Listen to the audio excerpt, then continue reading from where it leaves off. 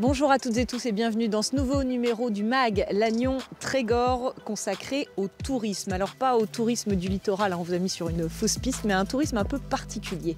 Du 21 octobre au 3 novembre, dans le Trégor aura lieu la semaine du tourisme économique et des savoir-faire. De quoi s'agit-il? Ça vous intrigue? Nous aussi. Alors allons chercher quelques explications. Élodie Siriès, bonjour. Bonjour Aurélie. Alors en fait, c'est l'Office du tourisme qui pilote cette semaine du tourisme économique et des savoir-faire qui consiste en quoi finalement, si on veut être concret? Alors l'idée, c'est de faire découvrir ou redécouvrir des entreprises qui font l'identité du territoire, de tout secteur confondu, toute taille. Ça va vraiment d'entreprises des télécoms, en passant par l'artisanat, des structures publiques même parfois.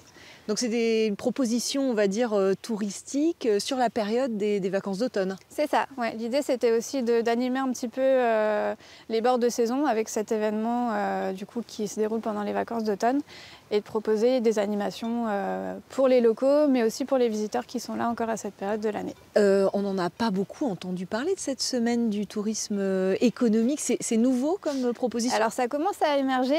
Alors la genèse, l'événement est né en 2013 sur le territoire de Vitré.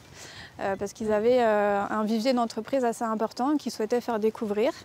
Et puis il y a 4 ans, ils ont proposé l'idée à notre fédération au niveau régional. Et puis nous, ça a coulé de source parce que c'était vraiment un projet qu'on avait aussi de développer la visite d'entreprise sur notre territoire. Donc voilà, quand ils nous ont proposé ça, on a dit banco, on y va. On parlait d'entreprises de tout type. Est-ce qu'on peut prendre quelques exemples pour illustrer? Oui, on va avoir vraiment les entreprises un petit peu incontournables du territoire. C'est le cas de Photonix, par exemple, qui fait découvrir la fabrication de la fibre optique notamment. Météo France également, qui est un acteur quand même assez incontournable sur le secteur. Et puis on va avoir des petites pépites comme Kerouax qui rejoint l'événement cette année. Alors c'est un studio d'enregistrement de musique analogique et qui a aussi un musée du son renommé en Europe. On ne connaît pas, c'est à l'Ogivie-Plougras, mais du coup ce sera l'occasion d'aller les découvrir. Du coup, on est bien loin des traditionnels sentiers des douaniers et autres monuments du patrimoine breton. On va se retrouver dans un instant, Élodie, parce qu'on va pousser la porte d'un lieu assez exceptionnel. Mais avant ça, direction les parcs à huîtres de Saint-Riaume. C'est à quelques encablures d'ici. La famille Chaumard a décidé de vous faire découvrir ces parcs à huîtres lors de cette semaine du tourisme économique. Alors tout de suite, plongez dans le quotidien de Benoît et de ses équipes. C'est signé Nicolas Goriou.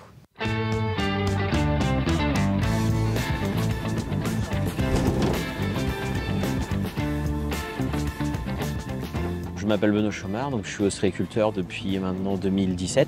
En fait, je suis né un peu dedans parce que mon père a commencé donc en 1980. Dès mon arrivée en 2017, j'ai changé quelques petites choses. Donc déjà, j'ai essayé de faire connaître un peu plus l'huître de Paimpol qui n'est pas forcément connue, alors que nous sommes quand même le premier bassin de production de France.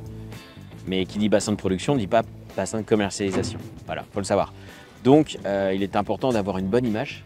Beaucoup de personnes venaient au bar à huîtres, consommer, etc., mais nous posaient beaucoup de questions sans pour autant avoir de réponse. Donc, c'est à partir de là qu'on a décidé de faire des visites d'entreprise, d'essayer de se rapprocher en fait du client pour faire comprendre tout le processus et toutes les étapes de production et de commercialisation.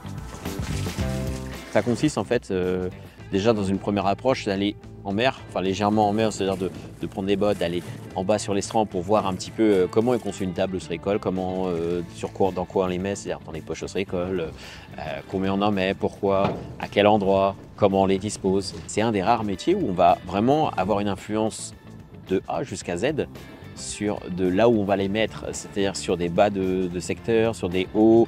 Voilà, vous allez changer à la fois la structure de l'huître, la forme, la couleur, le goût, ça va changer énormément. Le métier d'ostréiculteur, c'est comme je dis toujours, c'est 3 ans pour faire une huître. Ça demande beaucoup d'énergie, beaucoup de manutention, énormément de manutention que ça quasiment. C'est un peu comme un agriculteur si vous voulez, mais un agriculteur de la mer.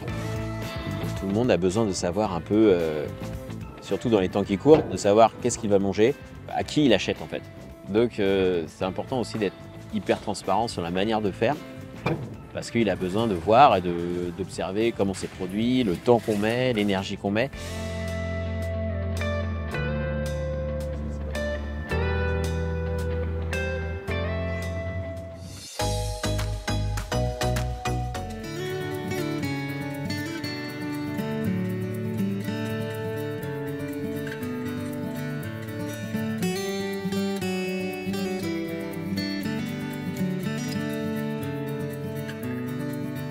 Anthony Matigna, bonjour. Bonjour. Merci de nous accueillir à la division phare et balises de Bretagne Nord sur le site de Lézardrieux. Alors, en quoi consiste le travail de cette division, même si avec le mot phare et balises, on a une petite idée? Alors, le but principal de notre mission, c'est de sécuriser la mer via l'implantation, la gestion et l'exploitation d'aides à la navigation maritime. C'est quoi des aides à la navigation maritime? Alors, les aides à la navigation maritime, c'est tout ce qui permet aux navigateurs de naviguer en toute sécurité, mais qui est extérieur au bateau, c'est-à-dire l'ensemble des espars, des tourelles, des bouées ou des bouées tout simplement, et qui permettent aux navigateurs de naviguer en toute sécurité. Ici, vous gérez à peu près 450 km de côte, c'est ça? Exactement, on a 450 km de côte en gestion et on gère 750 aides à la navigation maritime. Sur 2 départements, les Côtes-d'Armor et l'Ille-et-Vilaine. Alors on est loin finalement dans votre métier de celui de gardien de phare un peu qu'on peut avoir dans notre imaginaire. Quelles sont vos missions finalement? Alors, aujourd'hui on a 4 missions principales. Donc la première mission, c'est de gérer et d'entretenir les aides à la navigation maritime. La deuxième mission, c'est une mission de conformité, s'assurer que ces aides à la navigation maritime sont conformes à un référentiel technique. Donc le C'est-à-dire vert, s'assurer exactement que le rouge est rouge, que le vert est vert, exactement. On a une troisième mission qui est une mission d'information nautique, puisque aujourd'hui, quand une aide à la navigation n'est plus conforme, on a l'obligation d'en informer l'usager de la mer. Et enfin, on a une dernière mission, une mission patrimoniale, c'est-à-dire transférer aux générations futures un certain nombre de patrimoines, comme nos phares, puisqu'aujourd'hui, on a un certain nombre de phares classés au sein de la division, tels que le phare des Roches d'Our, des Hauts-de-Bréa, qui sont aujourd'hui des phares classés au titre des monuments historiques. Alors, pour assurer toutes ces missions, il faut un certain nombre de savoir-faire que vous allez donc faire découvrir au cours de cette semaine du tourisme économique et des savoir-faire. Quels sont-ils? Est-ce qu'on peut prendre quelques exemples? Alors aujourd'hui, on a 2 grands types de savoir-faire. On a tout d'abord les savoir-faire relatifs au génie civil, hein, puisqu'on a aujourd'hui au sein de la division des mécaniciens, des menuisiers, des chaudronniers, des peintres qui s'occupent de toute la partie génie civil pour l'entretien, mais on a aussi une deuxième grand corps, c'est nos électrotechniciens qui permettent aujourd'hui d'éclairer l'ensemble des voies navigables de nuit. Anthony, pourquoi est-ce que vous avez décidé d'ouvrir les portes de cette division phare et balises? Vous ne manquez pas de travail? Ça prend du temps d'accueillir le public? Alors, effectivement, l'idée c'était de pouvoir faire découvrir ce site insolite, hein, et d'ouvrir ce site insolite au public. Et aussi de montrer que notre métier a évolué, qui est loin de cette image traditionnelle de gardien de phare et qu'on est plus sur une image moderne de gestion aujourd'hui de nos aides à la navigation. Voilà, cette envie de partager ce savoir-faire, cette expérience, c'est sans doute ce que vous partagez avec l'artisane que nous allons rencontrer tout de suite. Cela fait 10 ans que Pauline est vitrailliste. Elle partage donc sa passion avec le public. C'est Anne Burlot qui l'a rencontrée. Dans son atelier à Ploubert, Pauline Le Goïc crée et restaure des vitraux. Une activité de l'ombre qu'elle fera découvrir au public durant les semaines du tourisme économique et des savoir-faire. Si ces portes ouvertes peuvent aussi être l'occasion d'élargir sa clientèle, c'est bien la dimension pédagogique qui l'anime. C'est important pour la transmission, hein. On a des métiers qui rares, voire en voie de disparition pour certains. Donc c'est important que les gens sachent que ça existe, sachent qu'il existe des formations, qu'on ne fait pas n'importe quoi, que toucher au patrimoine, c'est pas anodin. Il y a des gens qui pensent que c'est industriel, par exemple, ou qui ne se rendent pas compte en fait du côté artisanal de la réalisation. Pour l'occasion, la vitrailliste aménagera son atelier de manière à pouvoir montrer un maximum d'étapes et de techniques de fabrication. Moi j'essaie de faire participer les gens, alors bien sûr ils ne peuvent pas monter un vitrail, hein, mais c'est trop long et trop technique, mais couper du verre par exemple, c'est des choses que les gens n'ont pas l'habitude de faire.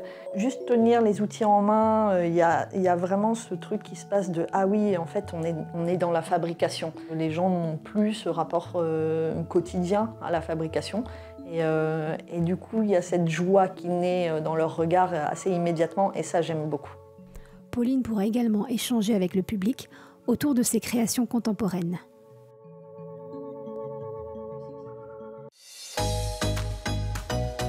Alors Élodie, que ce soit ici au phare et balises ou dans l'atelier de la vitrailliste ou sur les parcs à huîtres, finalement, qu'est-ce qui intéresse les visiteurs dans ces visites atypiques ?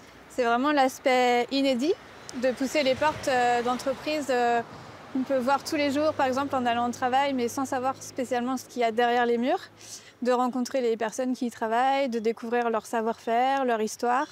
C'est tout ça qui se cache derrière les visites. Ça marche très bien d'ailleurs, on va être à la 4e édition dans le Trégor de cette semaine du tourisme économique et des savoir-faire. Quel retour vous en avez finalement? Alors effectivement, ça marche très très bien. On est à 100% de satisfaction des visiteurs en 2023 avec l'intégralité des personnes qui souhaitent renouveler l'expérience cette année. Donc, 700 personnes, il y a eu par exemple l'année dernière pour visiter.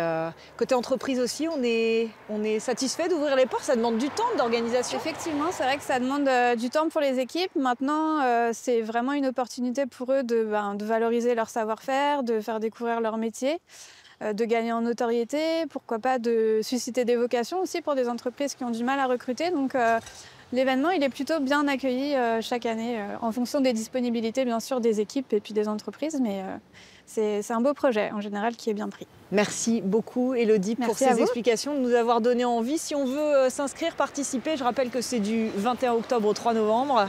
Qu'est-ce qu'on fait ? Alors, soit on vient nous voir dans les offices de tourisme, ou alors on va sur la plateforme www.semaine-tourisme-économique.bzh. Merci une nouvelle fois, Élodie. Merci aux Phares et Balises de nous avoir accueillis. Et nous, on se retrouve très bientôt pour un nouveau numéro du MAG La Nuit Trégor.